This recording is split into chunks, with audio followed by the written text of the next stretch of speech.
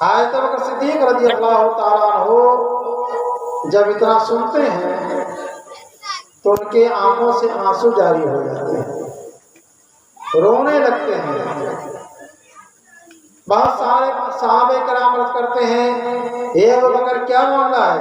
ارے پیارے آقا صلی اللہ تعالیٰ علیہ وسلم نے ایک مومن کے بارے میں فرمایا ہے، ایک آدمی کے بارے میں فرمایا ہے، لیکن انہیں کیا معلوم تھا کہ پیارے آقا صلی اللہ تعالیٰ علیہ وسلم نے اپنی ذات کے بارے میں فرمایا۔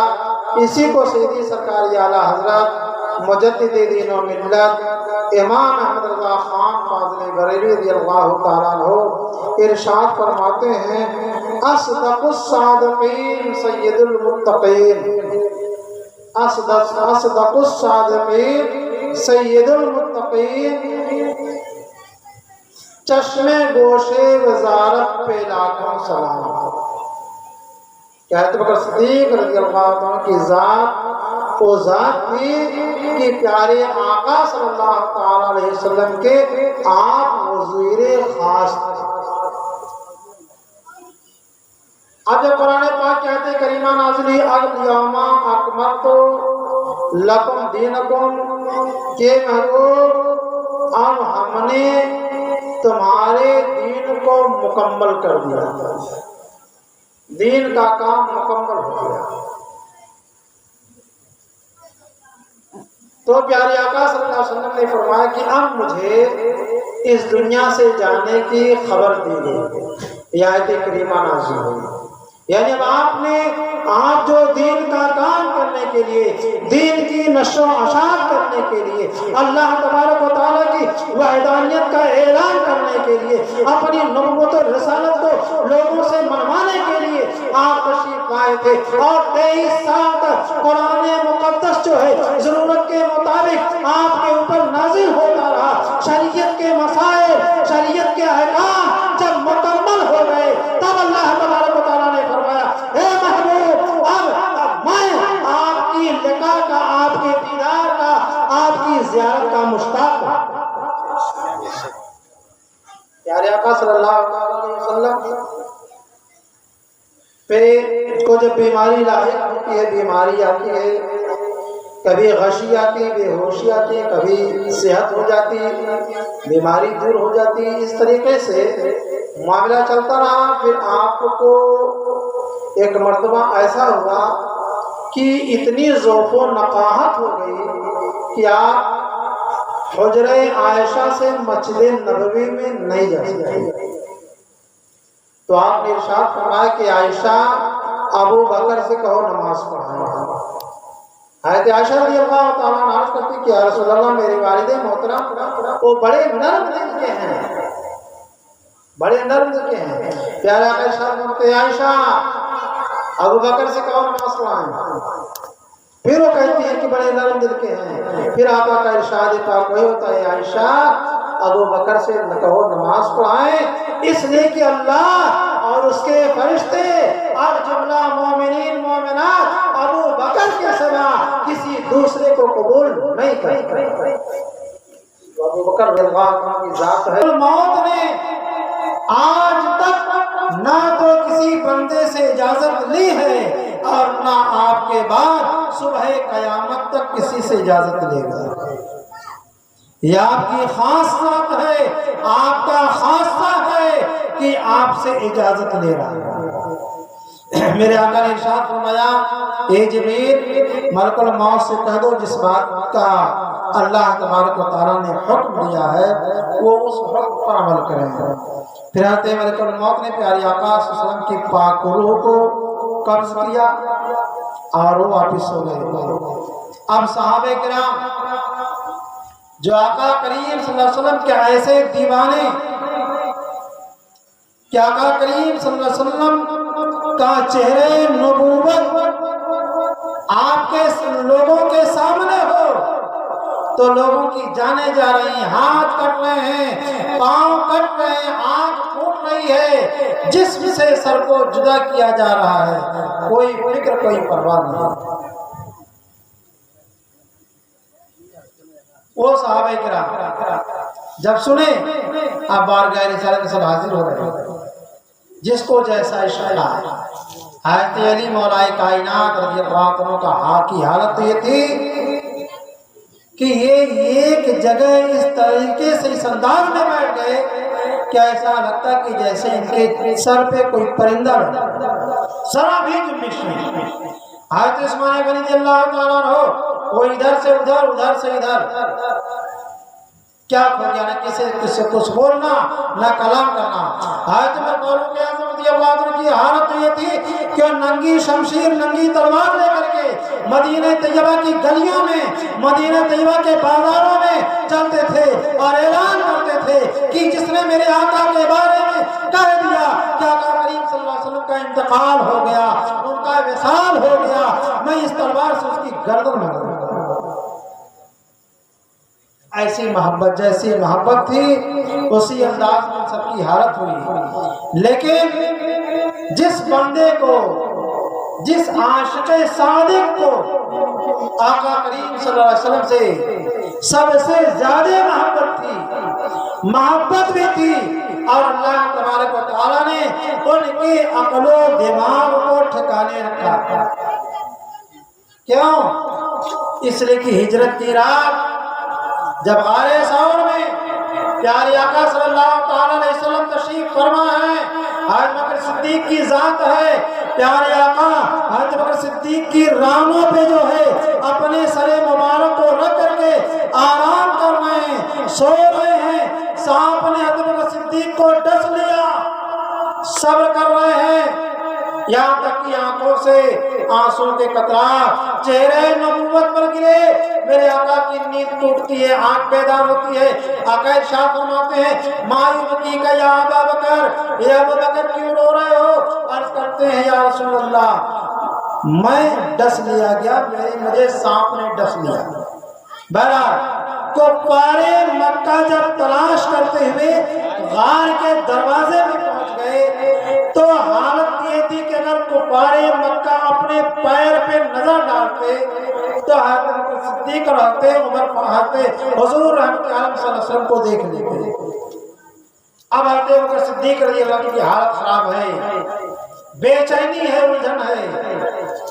میرے آقا ارشاد فرماتے ہیں ابو بکر کیا معاملہ ہے؟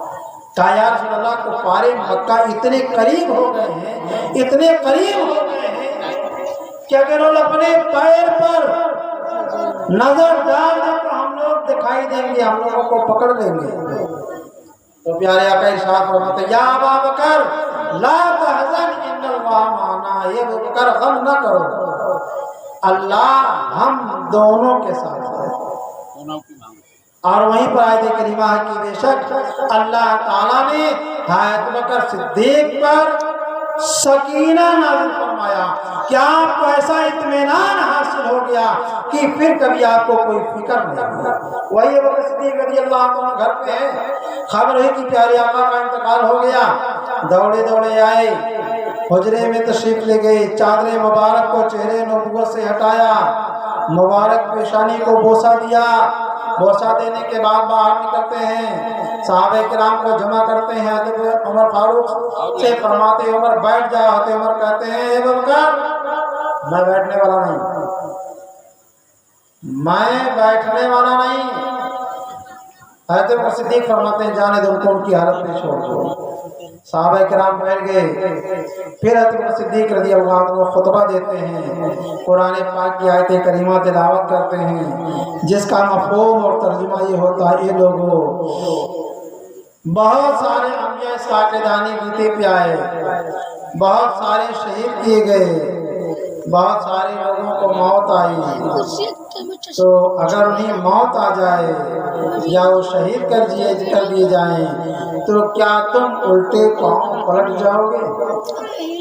آئے لوگ سن لو، جو لوگ محمد نبی صلی اللہ علیہ وسلم کی عبادت کرتے تھے، ان کی اطاعت و فرما برداری کرتے تھے، ان کے احکام پر عمل کرتے تھے، وہ لوگ جان لیں کہ پیارے آقا صلی اللہ علیہ وسلم کا انتقال ہو گیا، ان کا وصال ہو گیا، اور جو اللہ کی عبادت کر رہے تھے وہ لوگ جان لیں کہ اللہ تعالیٰ زندہ ہے اور وہ زندہ رہے گا، اس کے لیے موت نہیں۔ درود پاک اللہم صلی علی سیدنا مولانا محمد المعدن جود الکرم وعلی آلہ وصحبہ وسلم صلاۃ و سلام علیکہ سیدی یا رسول اللہ صلی اللہ تعالی علیہ وسلم۔ اب اس کے بعد تجہیز و تکفین کا معاملہ آتا ہے۔ جب غسل دینے کا نمبر آیا تو ہوا کہ یہ اللہ کے نبی ہیں، آخری نبی ہیں، سید الانبیاء والرسل، یعنی تمام نبیوں اور رسولوں کے سردار ہیں، ان کو غسل دیا جائے یا نہ دیا جائے؟ تو غیب سے آواز آتی ہے، اے لوگو، محمد صلی اللہ علیہ وسلم اللہ کے آخری رسول ہیں، انہیں غسل کی ضرورت نہیں، انہیں غسل نہ دو، انہیں غسل نہ دو۔ اب اس میں کچھ لوگ تو خوش ہوئے، چلیے غیب سے آواز آ گئی، لیکن کچھ لوگوں کو پریشانی ہوئی، کچھ لوگ کشمکش میں ہوئے کہ آواز نہ جانے کس کی ہے۔ پھر کچھ دیر کے بعد ایک دوسری آواز آتی ہے، اے لوگو، اللہ کے عظیم پیغمبر اعظم صلی اللہ تعالی علیہ وسلم کو غسل دیا جائے۔ جو پہلی آواز آئی تھی وہ آواز شیطان مردود کی تھی، اور میں خضر بول رہا ہوں۔ غسل دیا گیا، قبر بنانے کی بات آئی، کون سی قبر بنائی جائے؟ اس میں صحابہ کرام آپس میں ان کا اختلاف ہو گیا کہ بغلی بنائی جائے، صندوقچی بنائی جائے۔ تو زمانے میں مکہ المکرمہ مدینہ طیبہ میں دو صحابی قبر بناتے تھے، ایک حضرت ابو طلحہ جو بغلی بناتے تھے، ایک حضرت ابو عبیدہ ابن جراح جو صندوقچی بناتے تھے۔ ایک وقت دونوں کے پاس آدمی ساتھ میں بھیجا جائے، جو پہلے آئے وہ اپنا کام کریں۔ تو حضرت ابو طلحہ رضی اللہ تعالیٰ پہلے آئے تو انہوں نے بغلی قبر تیار کی۔ اب یہ کوئی جنازہ پڑھا جائے، کیسے پڑھا جائے؟ تو اس میں پیارے آقا صلی اللہ تعالیٰ علیہ وسلم نے بہت بڑے حضرت صدیق سے فرمایا تھا کہ میرا جنازہ اس انداز سے ہوگا۔ جنازہ تیار کیا گیا، پہلے فرشتوں کی پاک جماعت آئی، درود و سلام کا نذرانہ پڑھی، پھر صحابہ کرام مردوں کی جماعت آ رہی، پھر عورتوں کی جماعت، پھر بچوں کی جماعت۔ اس طریقے سے آقا کریم صلی اللہ تعالی علیہ وسلم کے جنازے کی نماز ہوئی۔ آخر میں دینی طور پہ ولی ہونے والے حضرت بکر صدیق رضی اللہ تعالی عنہ نے، میرا خیال ہے میں اپنی بات کو اب اسی پہ بند کروں، اس لیے کہ جو ہمارے باہر سے مہمان آئے ہیں ہم انہیں پورا وقت دیں، پورا ٹائم دیں، اس لیے کہ حضرت باہر سے آئے ہیں، ان کا بیان آپ لوگ سنیں، کوئی یہاں سے اٹھ کے جائے گا نہیں۔ یقیناً یہ وہ محفل ہے، وہ مجلس ہے، اگر پیارے آقا صلی اللہ علیہ وسلم کی بارگاہ میں، اللہ کی بارگاہ میں حسنین کریمین نے شہدائے کربلا میں سے کسی نے کہہ دیا یا اللہ یا رسول اللہ، تیرا یہ بندہ، تیرا یہ غلام ذکر شہید اعظم کی مجلس تھا، میں نے دیکھا تھا، تو سمجھ لیں کہ نجات کا سامان ہو جائے گا، نجات کا پروانہ ہوگا۔ اللہ تعالیٰ کی بارگاہ میں دل دعا کہ اللہ تعالیٰ ہم تمامی لوگوں کو کہنے سننے سے